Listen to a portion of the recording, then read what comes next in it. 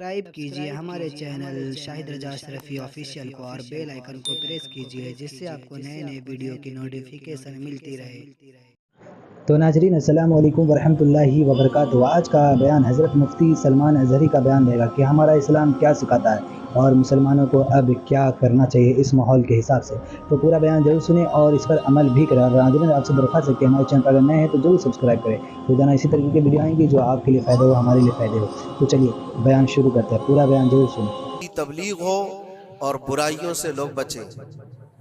اور آپ کو پتہ ہے اللہ تعالیٰ نے ہمارا لقب قرآن میں کیا بیان فرمایا؟ کنتم خیر امت، تم خیر امت ہو، یعنی بہترین امت ہو۔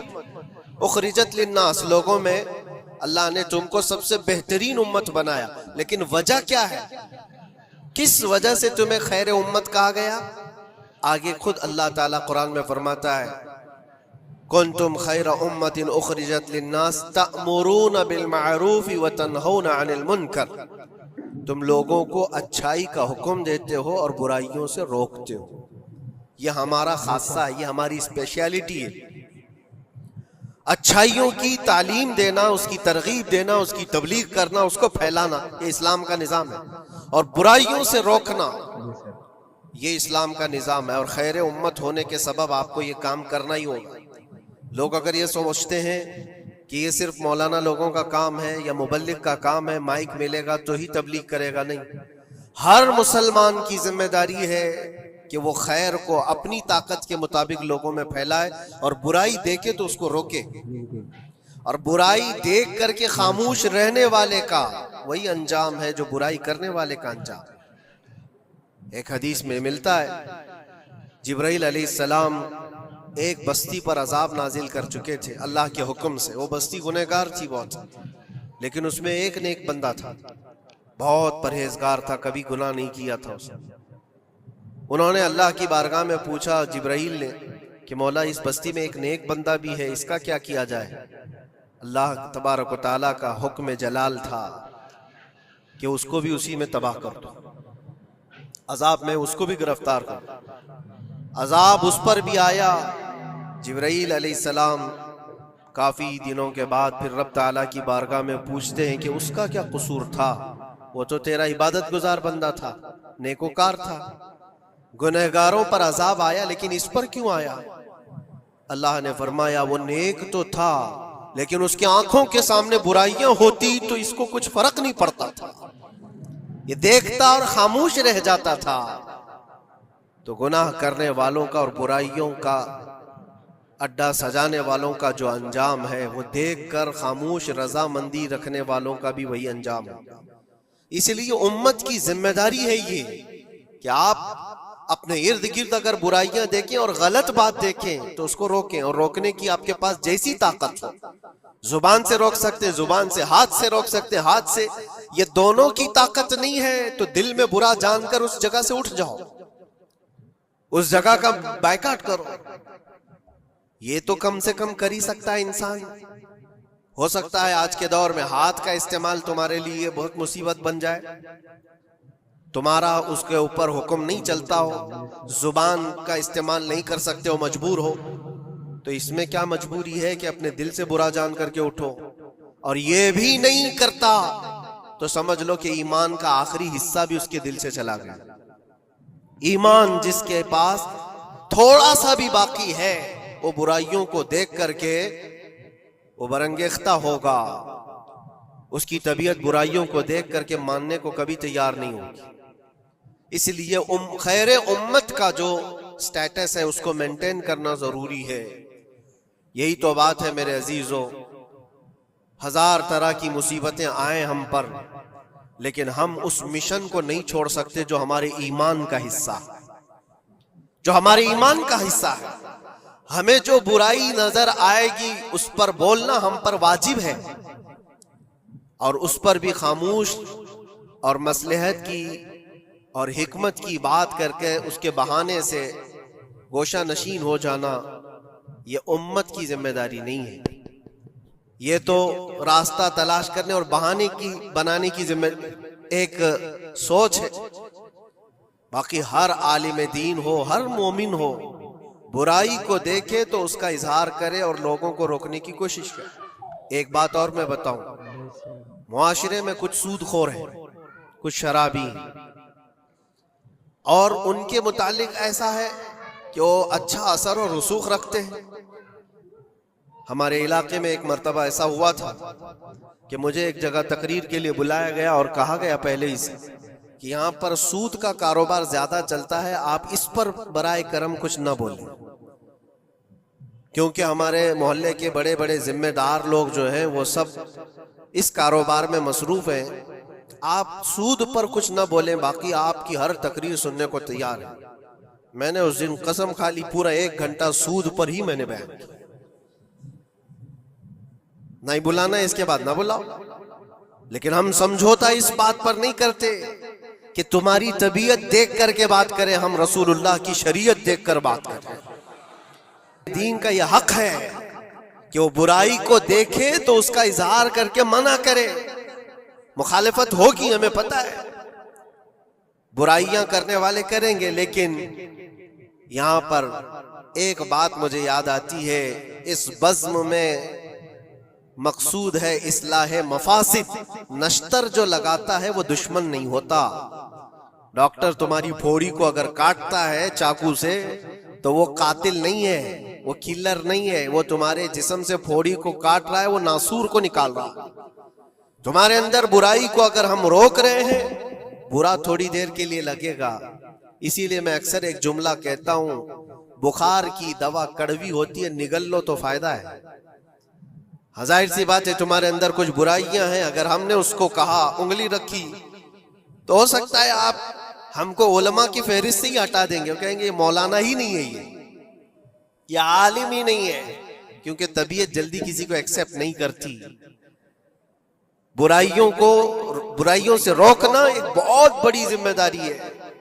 جانتے ہیں مکہ مکرمہ میں سارے لوگ حضور پاک صلی اللہ تعالی علیہ وسلم کے ایسے فدائی تھے، اعلان نبوت سے پہلے کی بات کر رہا ہوں، حضور کے اخلاق پر کوئی انگلی نہیں اٹھا سکتا تھا۔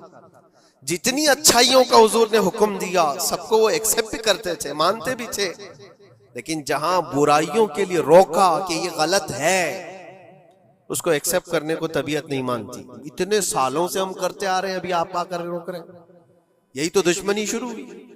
اور ہم یہاں پر اسی بات کے لیے کہتے ہیں کہ یہ اللہ کے نبی صلی اللہ تعالی علیہ وسلم کے فرامین کے مطابق اور قرآن کے مطابق ایک بڑا جہاد ہے۔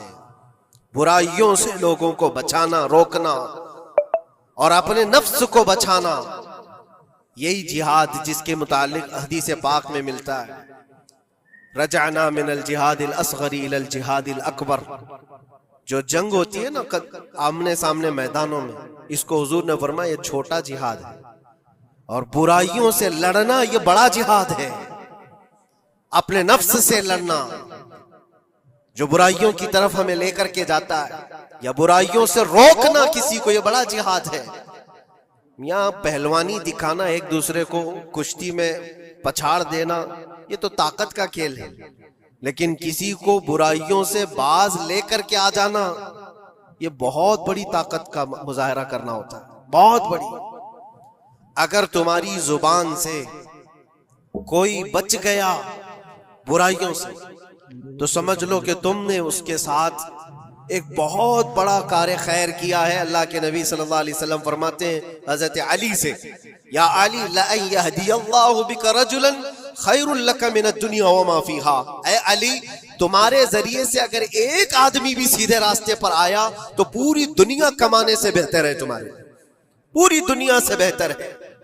ایک آدمی اگر سیدھے راستے پر آ گیا تو اسلام کا پورا نظام یہ ہے، خیر کی طرف لوگوں کو بلانا اور شر سے لوگوں کو روکنا۔ اور یہ ذمہ داری اگر قوم بھولتی چلی جائے گی تو یہ قیامت کی نشانیوں میں سے یہ بھی ہے۔ حضور پاک صلی اللہ تعالی علیہ وسلم نے ارشاد فرمایا، لوگ اچھائیوں کا حکم دینا چھوڑ چکے ہوں گے، برائیوں سے روکنا بند کر چکے ہوں گے، حتیٰ کہ ان کے آنکھوں کے سامنے راستوں پر زنا ایسے ہوگا جیسے گدھے جوڑا کھاتے ہیں، جانور زنا کرتے ہیں، اس طرح سے انسان ان کے آنکھوں کے سامنے کیا کریں گے اور یہ کچھ نہیں کہیں گے۔ یہ طبیعت آتی جائے گی تو یہ قیامت کی نشانیوں میں سے. آج یہی حالات تو ہے. لوگ یہ کہتے ہیں کہ ان کا مسئلہ ان کے ساتھ، ہم کیا کہیں ان کے لیے. نہیں میرے عزیز، میں جو بات کہہ رہا تھا وہ بیچ میں رک گئی. معاشرے میں کبھی سود خور ہوتے، شرابی ہوتے، بہت سارے ہیں، اور غلط کاموں میں وہ ملوث ہیں. کیا چیز ہے ان کو توبہ کرنے پر، وہ واپس آنے پر مجبور نہیں کر رہی ہے؟ کون سی چیز ہے جو ان کو ان کے گناہ پر بڑھاوا دے رہی ہے؟ کیا چیز ہے؟ کبھی آپ نے سوچا؟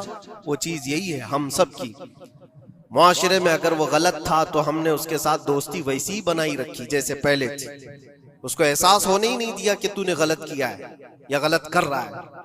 اس کا ملنا جلنا اٹھنا بیٹھنا سب اچھے لوگوں کے ساتھ ویسے ہی چل رہا ہے. امام صاحب بھی مل رہے ہیں، اس کو سارا ریسپیکٹ ویسے ہی مل رہا ہے، تو وہ یہی سمجھتا ہے میں جو کچھ کر رہا ہوں اچھا کر رہا ہوں. اور اگر قوم کی تمام ذمہ دار لوگوں نے ایک بات یہ طے کیا کہ تو یہ غلط کاموں میں ہے، ہم آج سے تیرے ساتھ کوئی تعلق نہیں رکھیں گے، کبھی تیرے ساتھ کسی دعوت میں نہ آئیں گے نہ بلائیں گے. اس سے ہوتا کیا ہے؟ لوگوں کو ایسا لگتا ہے کہ ہم بائیکاٹ کا کوئی مشن چلا رہے. نہیں، اس سے اس کو احساس ہوتا ہے کہ میں مجلس میں بیٹھنے کے لائق نہیں ہوں، میں توبہ کر لوں تاکہ بیٹھنے کے لائق بن سکوں، ان برائیوں سے باز آ جاؤں. اور تمہارے ملن جلن کی وجہ سے یہ سارے آج لوگ پہلے چھپ کر کے کرتے تھے، آج اوپنلی یہ سارے کام کرنے لگے.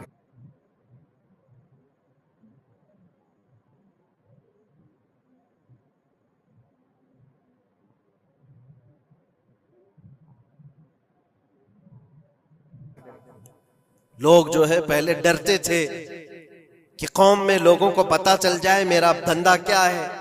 لوگ پہلے چھپ کر کے کرتے تھے، آج اوپنلی یہ سارے کام کرنے لگے.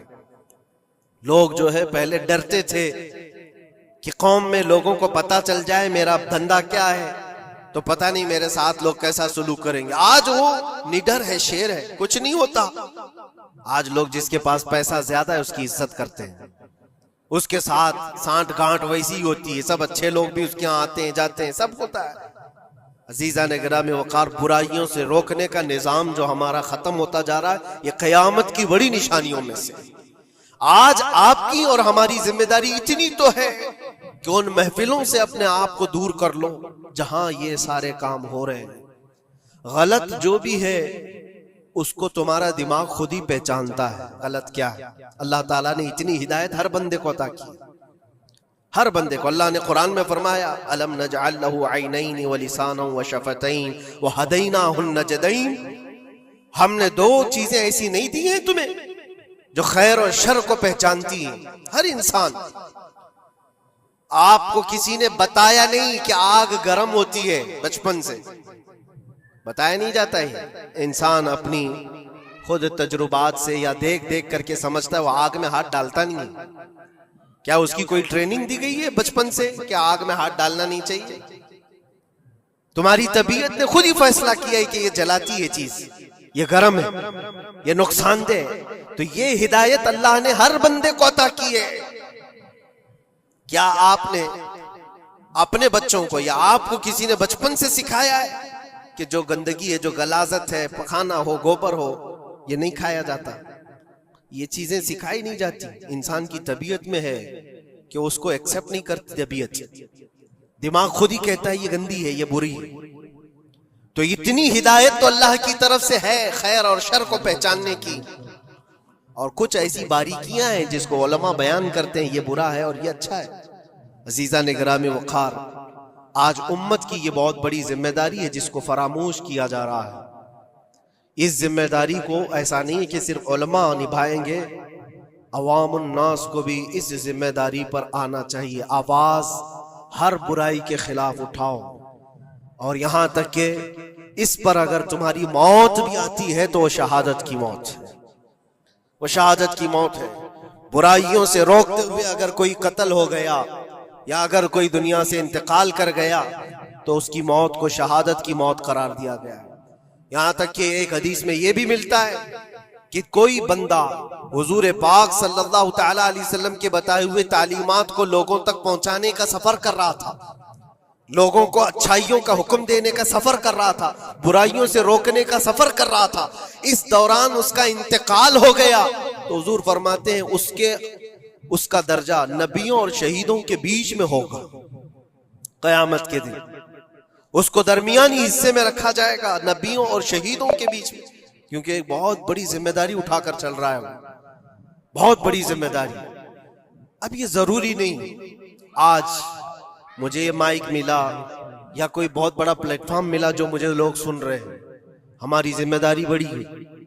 آپ کو آپ کے گھر کے بچے سن رہے ہیں، آپ کسی جگہ پر مینیجر ہیں تو آپ کے ماتحت رہنے والے جو کام کرنے والے ہیں وہ آپ کو سن رہے ہیں. کلکم مسئول عن رعیتہ، یہ حدیث پاک میں تم میں سے ہر کوئی ذمہ دار ہے اپنے ماتحت رہنے والوں کا، تو ان کو روکنا تمہاری ذمہ داری ہے. اگر پوری دنیا کو نہیں روک سکتے، پورے محلے کو نہیں روک سکتے، اپنے ماتحت رہنے والوں کو تو روک سکتے ہو. اپنی اولاد کو، اپنے آس پاس والوں کو جو تمہاری بات ایکسپٹ کر سکتے ہیں ان کو تو روکو. ان کو برائیوں سے روکنا ہی تمہاری ذمہ داری ہے. معاشرے کا نظام جو آج ڈس بیلنس ہے اس کی ایک بڑی وجہ یہ ہے کہ ہم نے اس ذمہ داری کو چھوڑ دیا ہے. ہوتا کیا ہے میں آپ کو بتاؤں، کچھ گھروں سے ہمیں یہ شکایت ملی، بچے ایسے ہو گئے ویسے ہو گئے، ماں کو الٹا کہہ رہے ہیں، باپ کو گالیاں دے رہے ہیں، آج یہ اپنی مرضی کی چلا رہے ہیں، فلاں ہیں وہ ہے. کہا تم صرف اور صرف ان کو واچ کرتے رہے، دیکھتے رہے، اور جب بگاڑ آ گئی تب آپ کو خیال آیا کہ یہ بگڑے ہوئے ہیں. ایسا ہے میرے عزیزو، آپ نے اپنی ذمہ داری کا احساس کرنا ہے اس وقت سے جب بچہ ہوش کے آنکھ کھول رہا ہے، اور ہر زمانے میں اس کے ساتھ آپ اچھائی کا حکم دینا اور برائی سے روکنا، یہ انتظام کرتے رہو. یہ مت سوچو میرا بچہ بہت اچھا ہے، کبھی آنکھ اٹھا کر کے نہیں دیکھتا کسی، تو اچھا ہے لیکن اس کو اچھے کو بھی نصیحت کی ضرورت ہے. انسان کی طبیعت ہے. میں آپ کو بتاؤں اس کائنات میں سب سے اچھے لوگ کون تھے؟ سب سے اچھے وہ رسول اللہ کے صحابہ. ان سے اچھے کوئی ہیں؟ اور یہ ملتا ہے، بزرگوں نے فرمایا قیامت تک جو سب سے اچھے پیدا ہونے والے تھے اللہ نے ان کو چن کر کے رسول اللہ کا صحابی بنایا. سب سے اچھے لوگ تھے وہ، سب سے اچھے. لیکن ان سب سے اچھے لوگوں کو بھی رسول پاک صلی اللہ علیہ وسلم 8 دن سے زیادہ گیپ نہیں دیتے تھے، ان کو نصیحت کرتے رہتے. جو دنیا کے سب سے اچھے لوگ ہیں ان کو نصیحت کی ضرورت ہے، تو اس بگڑے ہوئے دور میں ہم سب کو کتنی ضرورت ہے. وہ صرف آپ کو نہیں، مجھے بھی ضرورت ہے. ہم بھی ڈھونڈنے کے لیے نکلتے ہیں کسی مشائخ کے پاس، بیٹھے وہاں پر ان کی نصیحتیں ہمارے دل پر اثر کریں. عزیزان گرامی وقار، اس ذمہ داری سے آپ کبھی اپنے آپ کو سبکدوش مت کرنا. 8 دن کے لیے بھی نہیں، اپنے ماتحت جو ہے کوئی نہ کوئی چیزیں ان کو اچھائیوں کا حکم دیتے رہے. اس کا اثر یہ ہوگا کہ اللہ کی بارگاہ میں کل آپ کی پکڑ نہیں ہوگی، آپ نے اپنی ذمہ داری پوری کی. ورنہ قیامت کے دن یہ تمہارے نیچے رہنے والے خود تمہارے خلاف مقدمہ کریں گے. یہاں تک کہ ایک روایت میں یہ بھی ملتا ہے کہ ایک بندہ اللہ کی بارگاہ میں یہ مقدمہ کر دیا تھا کہ میرا پڑوسی جو آج جنت جا رہا ہے، اے اللہ اس کو تو جنت بھیج رہا ہے، میرے پڑوس میں رہتا تھا، اس کی نمازیں پوری ہیں. فرشتوں کے ذریعے سے کہا جاتا ہاں اس کی نمازیں پوری ہیں، حساب میں مکمل ہے. تو یہ مقدمہ اس بات پر کرتا ہے کہ اللہ اس کو روک دے، اتنی دن وہ نماز پڑھتا تھا، ایک دن مجھے بلاتا نہیں تھا. خود اپنی نمازیں تو پوری کر لیا لیکن مجھے ایک دن نہیں بلایا. میں آج جہنم میں جا رہا ہوں. تو اسے روک کر کے پوچھا جائے گا کیا تیری یہ ذمہ داری نہیں تھی کہ تیرا پڑوسی تھا، تیری عزت کرتا تھا، تیرے ماتحت تھا، تو ایک دن بھی تو نے خیر کی طرف اس کو نہیں بلایا؟ یہ ذمہ داری آپ سوچو، ہم سب کی یہ ذمہ داری ہے اپنے ماتحت رہنے والوں کے لیے. اللہ تبارک و تعالی ہمارے اس نظام کو جو صحابہ اکرام رضوان اللہ تعالی علیہم اجمعین نے قائم فرمایا تھا حضور پاک کی تعلیمات سے، واپس پھر سے وہ زندہ ہو جائے. تو ناظرین ویڈیو اگر اچھی لگی تو ضرور ویڈیو کو لائک کریں اور ہمارے چینل پر اگر نئے ہیں تو ضرور سبسکرائب کریں اور اللہ سے دعا کریں کہ اللہ ہمیں نیک عمل کرنے کی توفیق عطا فرمائے، ہر بلا مصیبتوں سے، پریشانیوں سے، آفتوں سے، بیماریوں سے حفاظت فرمائے اور 5 وقت کی نماز پڑھنے کی توفیق عطا فرمائے۔ اور اللہ سے دعا ہے کہ جہاں بھی ہمارے مسلمان بھائی ہیں وہ صحیح سلامت رہے، دشمنوں سے حفاظت رہے۔ تو چلیے ناظرین ملتے ہیں اگلی ویڈیو میں، تب تک کے لیے السلام علیکم ورحمۃ اللہ وبرکاتہ۔ ویڈیو اچھی لگے تو ہمارے ویڈیو کو لائک کریں اور ہمارے چینل کو سبسکرائب کریں۔ شکریہ۔